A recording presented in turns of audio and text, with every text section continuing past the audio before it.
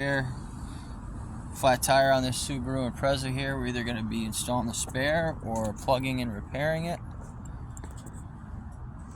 I think it's that front left. We'll get right back with you. Both front tires are low on air, but I don't think it's the driver's side. Upon further inspection, looks like the passenger side was flat. As you can tell by the sidewall damage, where it was driving flat. Which is never good because it weakens the integrity of the sidewall, and you could have a blowout at any time. Other thing that can happen is when it's riding flat with the rim and the tire, it can also ruin the bead internally and create rubber dust inside. I'm going late at home, so I Okay. don't want to be at home flat tomorrow that I have to come early. So I say let's put the other spare, tire, the spare, because I live 10 minutes from here. Right, that makes sense. Okay. But I just wanted to get a little backstory on it. It went flat, the alarm went off, and then you drove on it for a little while to get to the gas station? Yes. Okay, and then maybe aired it up at the gas station? Yeah, but the air in the gas station is broken. Right. I gotcha. So did you end up getting some air in it, or? A little bit. I don't know. I don't think so. Okay. Because it looks like both front tires are low on air, but this one looks like it was completely flat. And then maybe you put some air in it, and now it's holding air. Maybe a slow leak. Yeah. All right. You know, I tried to put some air, but it was so... It's difficult, yep.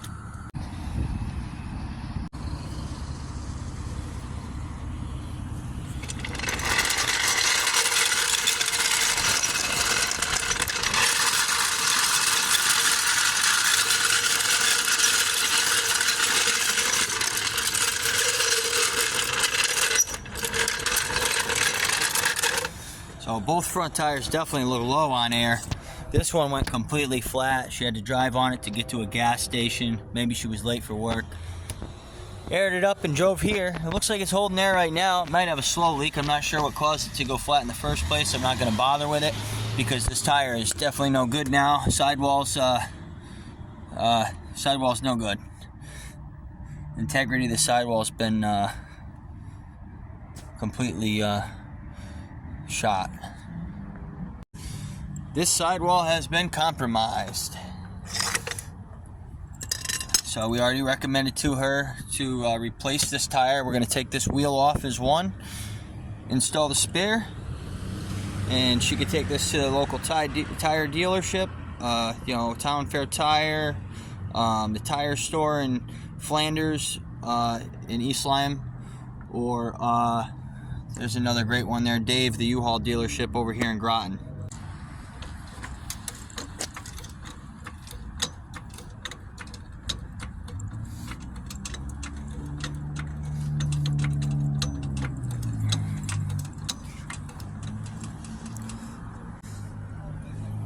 It's definitely not a full shakedown or a multi-point inspection, but anytime I take a wheel off or look at a car, I'm always looking.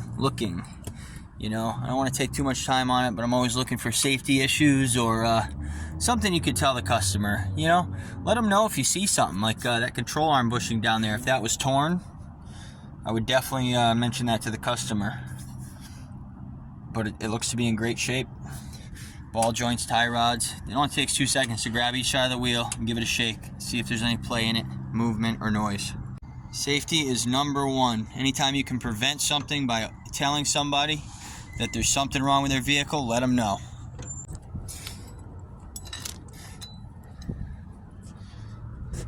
Three-quarter. Take it off the breaker bar. Throw it on a power ratchet or an impact. Power ratchet doesn't have enough strength, but we already cracked them loose. Definitely use an impact. And this is my daughter's favorite part. Shout out to Miss Bailey.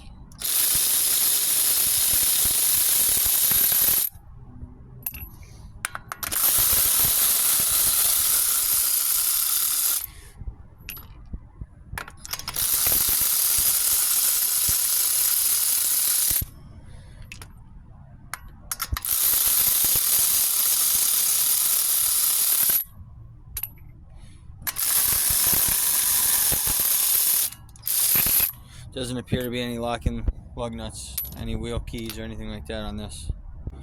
No one does that part. No one does that part any better. Should have had Bailey over here doing this.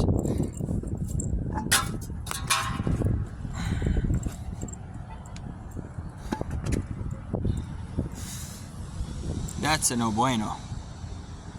Always start the lug nuts on by hand. Make sure you're catching threads correctly and you're not cross-threaded. Then you can let the power tool do the work. Never take the nut inside the socket and try to start it off with a power tool. Not a good idea. You'll end up stripping out a wheel stud or whatever you're working on.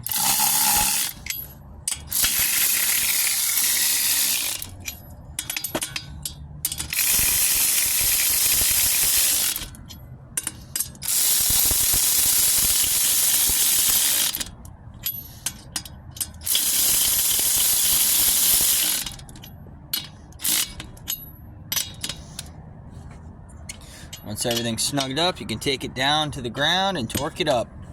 Or you can leave it in the air and have somebody step on the brakes. But you don't want to torque these while the wheel's off the ground. You're going to put unnecessary strain on the CV axle. Okay, we lowered the car enough till the tire made contact with the ground. We torqued up the wheel studs to about 120 foot-pounds.